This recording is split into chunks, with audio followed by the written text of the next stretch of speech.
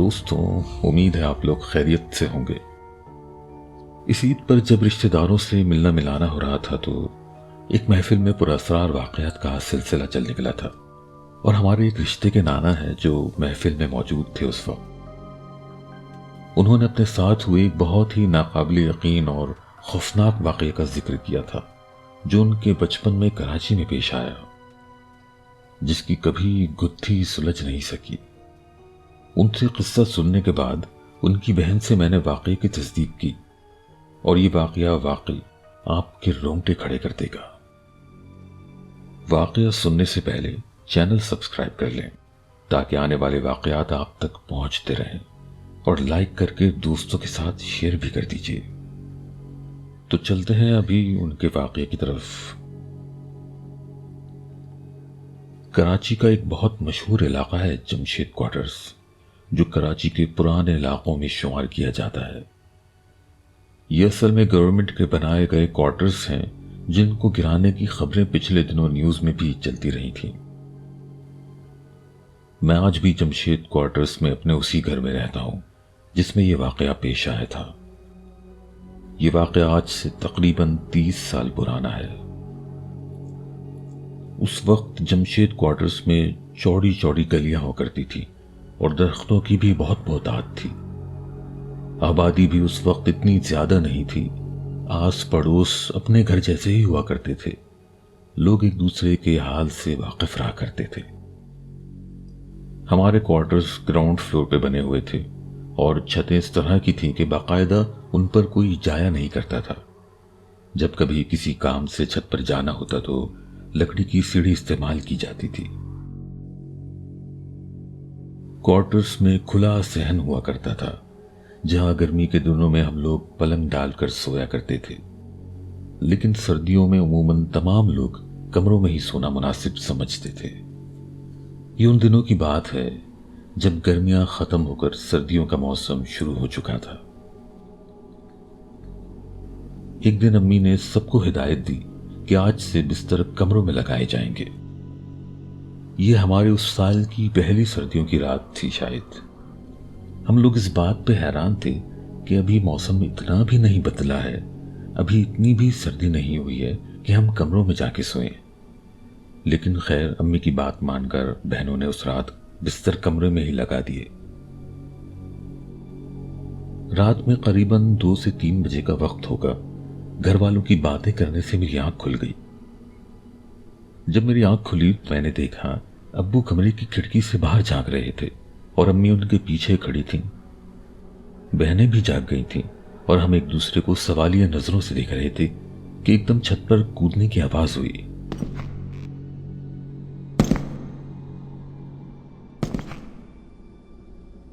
اس کے ساتھ ہی بھاگنے کی آواز آنے لگی۔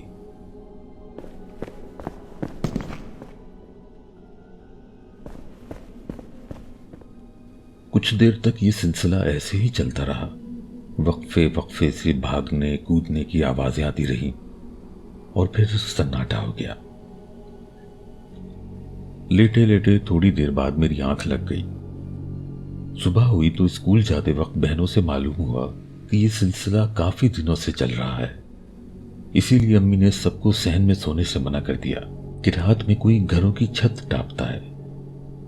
شروع میں ابا کو چوروں کا خیال ہوا تھا، پھر جب یہ سلسلہ روز ہونے لگا تو ان کو لگا محلے یا پڑوس کے لڑکوں کی شرارت ہے۔ اس خیال سے ابا نے پڑوس کے چاچا سے بات کی تو جو انہوں نے بتایا وہ اور عجیب تھا۔ ان کا کہنا تھا کہ ان آوازوں سے تو وہ خود پریشان ہیں، اور انہوں نے ایک رات جب باہر نکل کر سیڑھی لگا کر چھت پر جھانکا تو ہماری امی کو ادھر کھڑا پایا۔ پردے کی وجہ سے وہ چھت پر نہیں گئے اور واپس نیچے آ گئے، اور جھجک کی وجہ سے شکایت بھی نہیں کی۔ اب ہماری اماں تو گھر میں ہی موجود ہوتی تھیں، وہ تو کبھی بھی آج تک چھت پر گئی ہی نہیں تھی کیونکہ اس کے لیے سیڑھی کا استعمال کرنا ہوتا تھا۔ پڑوس کے چچا بھی اس بات کو سمجھ گئے کہ ہاں یہ کیسے ممکن ہے۔ پھر ان دونوں نے باقی پڑوسیوں سے بھی اس سلسلے میں بات کی تو معلوم ہوا کہ لائن سے جو 6 گھر ہیں یہ سلسلہ ان سب گھروں میں ہو رہا ہے۔ آدھی رات گزرتی ہے کہ چھت سے آوازیں آنا شروع ہو جاتی ہیں۔ اب سب کو خدشہ ہوا کہ چور آم کے درخت سے چڑھ کر گھر کی چھت پر کودتے ہیں، اور جس دن بھی کمرے کھلے ہوئے ملے وہ لوگ گھر میں گھس جائیں گے۔ ہمارے ابا اور پڑوس کے امجد چچا نے یہ طے کیا کہ وہ لوگ رات میں چھت پر سوئیں گے اور دیکھیں گے کہ کیا ماجرا ہے۔ رات ہوئی تو تھرموس میں چائے بھر کر ابا اور امجد چچا چھت پر چلے گئے۔ میں 3 بجے کا انتظار کرتے کرتے سو گیا۔ دوسرے دن معلوم ہوا کہ رات میں وقت کے مطابق ویسے ہی کودنے کی آوازیں آتی رہیں اور سب خوف سے کمروں میں دب کے بیٹھے رہے۔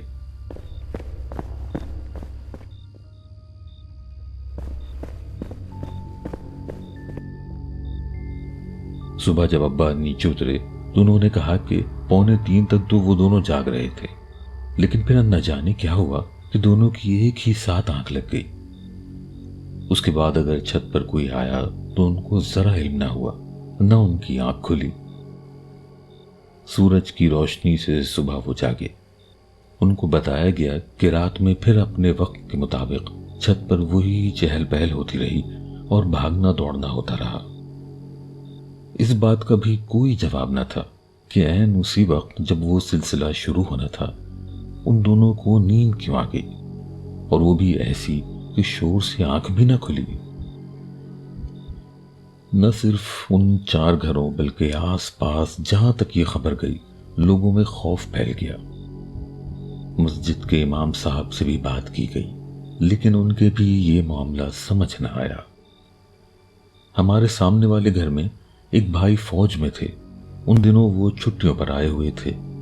ان کو جب اس بات کا علم ہوا تو انہوں نے سب کی ہمت بندھائی کہ سب مل کر رات میں نیچے صحن میں رہیں گے، اور جب چھت پر آوازیں آنا شروع ہوں گی تب اوپر جائیں گے اور دیکھیں گے کہ آخر یہ کیا ماجرا ہے۔ اب یہ طے پا گیا، اور کچھ لوگ امجد چچا کے گھر میں اور کچھ لوگ ہمارے گھر کے صحن میں جمع ہو گئے۔ وہ رات ایسی تھی کہ ڈر سے نیند بھی نہیں آ رہی تھی۔ اتنا خوف تھا کہ کمرے میں بیٹھے بھی ایسا لگ رہا تھا اندھیرے سے کہیں کوئی نکل کر ہمارے سامنے آ جائے گا۔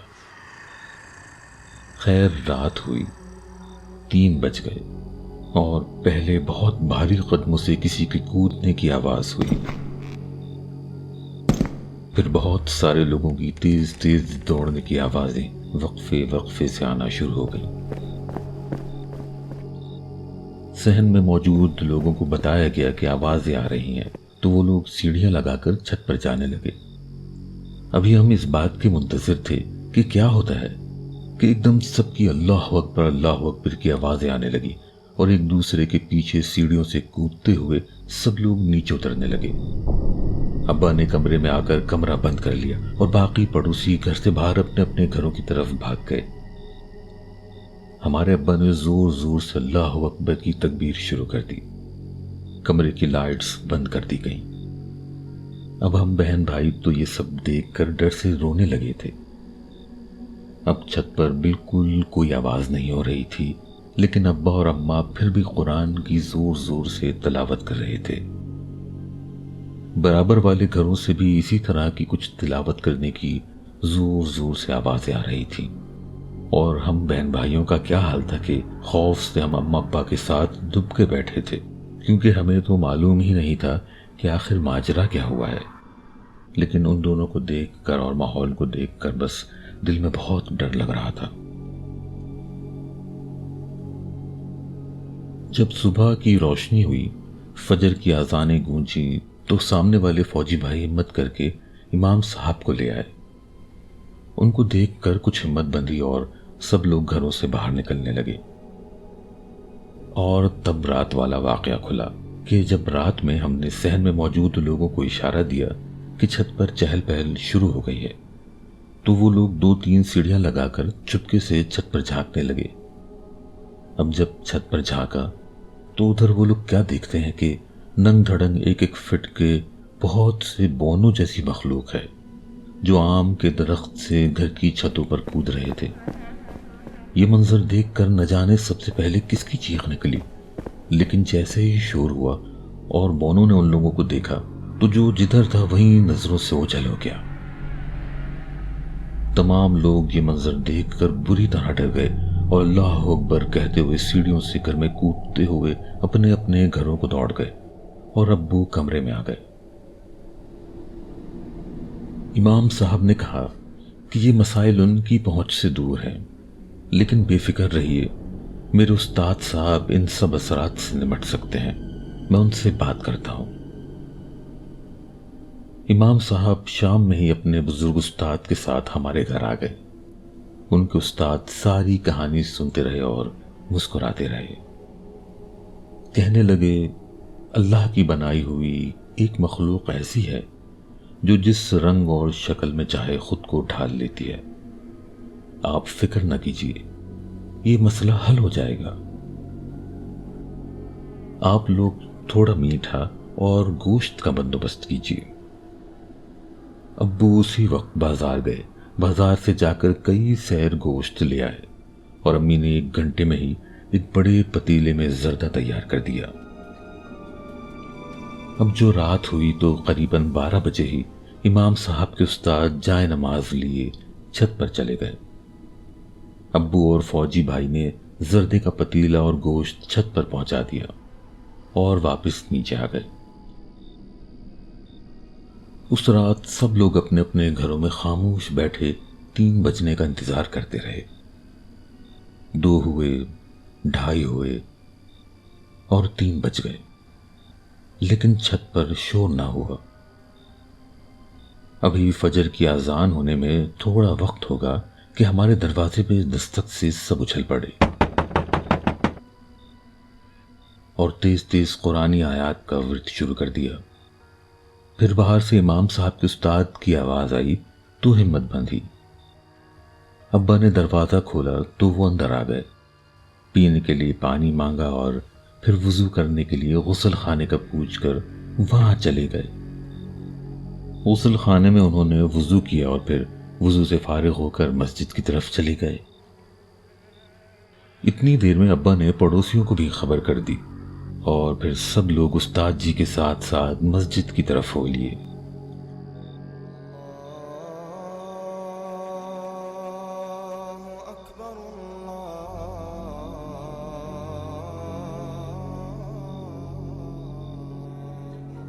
راستے میں انہوں نے کوئی بات نہ کی۔